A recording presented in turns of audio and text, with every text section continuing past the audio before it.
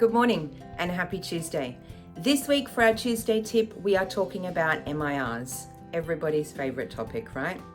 Missing information requests. And these things happen for one of three reasons. Number one, the broker or the broker's office haven't done their job properly. Number two, the lender hasn't done their job properly. Or number three, there is something that's come up in the application process that we couldn't possibly have seen before we submitted the application. So let's look at these individually. Number one, the broker or the broker's office haven't done their job properly. There is absolutely no excuse for a broker office generated MIR. There just isn't. That is just a lack of training. If your staff are fully trained, they have all the knowledge that they need in order to do their job, they know how the application is going to be assessed by credit when it gets there, and they have a level of attention to detail that is required in loan processing, loan admin, loan packaging roles, then there is no excuse for applications getting to the bank with documents missing or circumstances not explained correctly or undisclosed debts being found by the lender. There just isn't. Those are silly little things that delay the process for the broker and the customer. And it means that the support staff has to go and do their work all over again for the second time because it wasn't done properly the first time. Those kinds of things can be avoided with proper training, and that is something that you need to look at for your staff if your MIR rate for your office is more than 10% of your applications. Number two, the lender hasn't done their job properly. We know that credit analysts are human.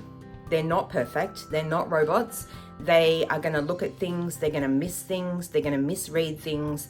So you are always going to get MIRs that come from the lender for things where you go, my God, I explained that, I sent that, I already went through this. We know that that is a part of life, and unless we can get in there and train the credit analysts properly, there's not a lot that we can do about that. Unfortunately, that is just something that we have to deal with in broker life. But they do count as a small portion of MIRs that come through.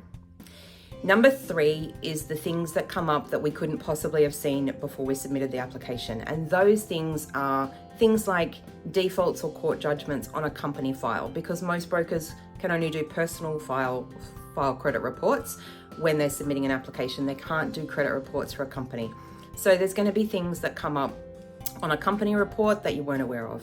Also things like valuations. If you're not ordering upfront valuations and the lender is ordering them, when they come back, sometimes there are issues that we weren't aware of that result in an MIR.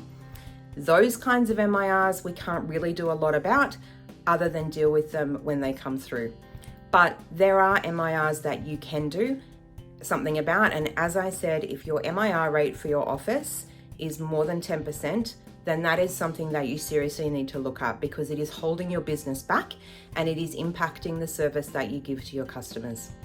So something for you to think about over the next week. Have a fabulous week, and I will see you next week.